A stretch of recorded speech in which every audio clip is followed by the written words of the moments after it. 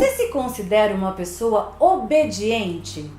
E até que ponto você considera a obediência uma virtude? Para refletir sobre o tema, vamos estabelecer um diálogo entre Lawrence Kober, pai da psicologia moral, e Hannah Arendt, a filósofa que nos faz refletir sobre a banalidade do mal. Kober é seguidor de Piaget e tem uma visão construtivista da autonomia. Isso quer dizer que o indivíduo caminha passo a passo, como se estivesse subindo degraus mesmo, na conquista dessa sua maturidade moral e intelectual que o torna um ser autônomo. Kober elaborou uma escala de 6 estágios que denunciam o quanto se está num plano mais elaborado, mais sofisticado de consciência ou mais primitivo, mais rudimentar.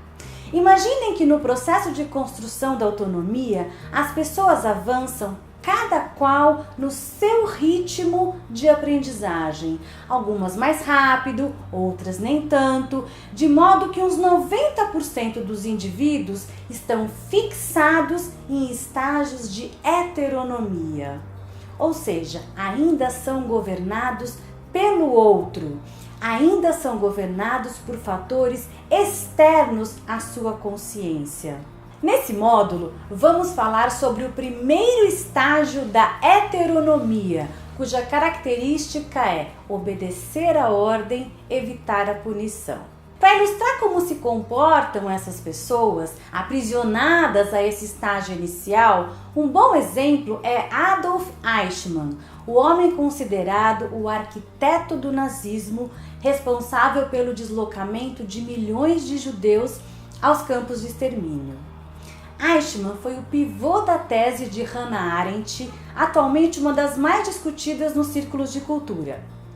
E eu vou contar como é que isso aconteceu. Em 1960, Eichmann foi capturado em Buenos Aires e levado ao julgamento em Israel. Hannah Arendt, que era uma filósofa já eminente na época, além de ser judia e sobrevivente de campos de concentração, se ofereceu à revista The New Yorker para cobrir a reportagem. No decorrer do processo, ela observou que o julgamento produzia uma cena bizarra e desproporcional. Quanto mais se agigantava o horror relatado pelas vítimas do Holocausto, mais se apequenava aquela figura do homenzinho ali sentado numa cabine de vidro, afirmando que se Hitler o mandasse matar seus próprios pais, ele obedeceria de prontidão. A mistura desses elementos não escapou da percepção da filósofa, que chegou à seguinte conclusão: Eichmann não era um monstro sádico, muito menos um demônio encarnado como ela imaginava, ou qualquer coisa nesse patamar. Eichmann era assustadoramente normal. Não passava de um homem que ela descreveu como de inteligência medíocre, cumpridor do dever, típico funcionário exemplar. Sabe aquela pessoa que tem a foto no quadro de destaque do mês? Esse era o Eichmann. Só que com o passar dos anos, de tanto agir mecanicamente, de tanto obedecer sem raciocinar, ele perdeu sua humanidade e junto com ela o discernimento entre o bem e o mal. Esse foi o seu maior pecado. Ele abdicou da capacidade de pensar. Ele silenciou a sua consciência até nunca mais poder ouvi-la. Eichmann era um homem totalmente obediente e manipulável, porque era um homem sem propósito, sem nenhuma convicção. Ele chegou a afirmar no tribunal que não tinha absolutamente nada contra judeus, até simpatizava com eles, e parecia sincero o seu depoimento. Mas justamente por isso ele nos mostra que um simples cumpridor de ordens pode se tornar um agente da barbárie. Eis o fenômeno da banalidade do mal. Eichmann nos alerta que qualquer um de nós pode ser um agente da maldade, um assassino em potencial, quando estamos sob o comando de um líder perverso. E foi isso que mostrou também a pesquisa da cadeira elétrica do Stanley Milgram, aquela que eu citei no vídeo anterior. Quem quiser é só voltar lá e assistir. Eichmann representa, portanto, o que Kober denominou de a moralidade da obediência.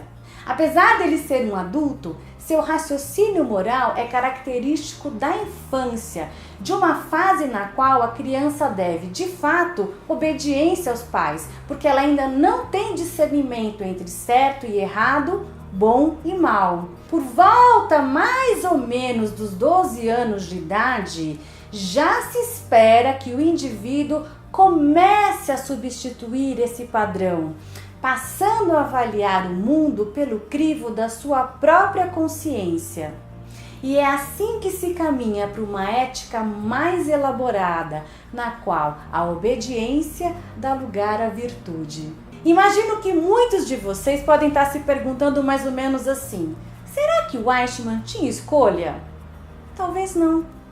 Talvez sim.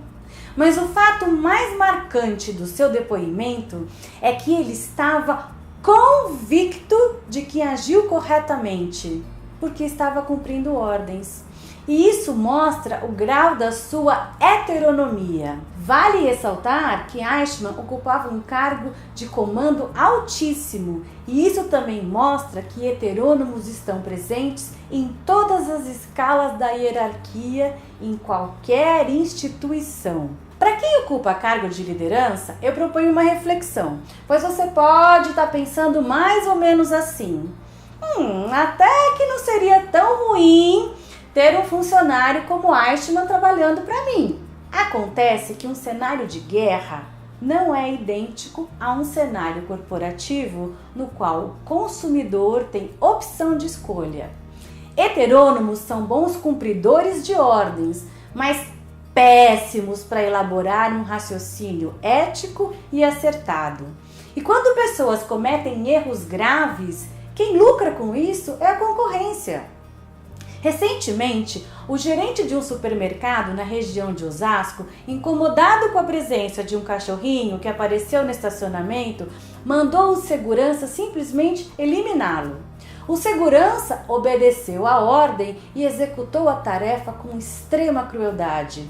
Logo em seguida, um grupo de pessoas se uniu e organizou um boicote ao supermercado. Péssima tomada de decisão, praticamente um tiro no pé, enquanto outros da concorrência organizam até feiras de adoção nos seus estacionamentos, muito mais simpático para o público. Enfim, quando refletimos sobre o comportamento de Eichmann e sobre a banalidade do mal, caminhamos na superação da heteronomia, e isso aprimora nossa capacidade de agir de forma ética e também acertada, e nos aproxima de uma vida mais consciente e mais plena de propósito.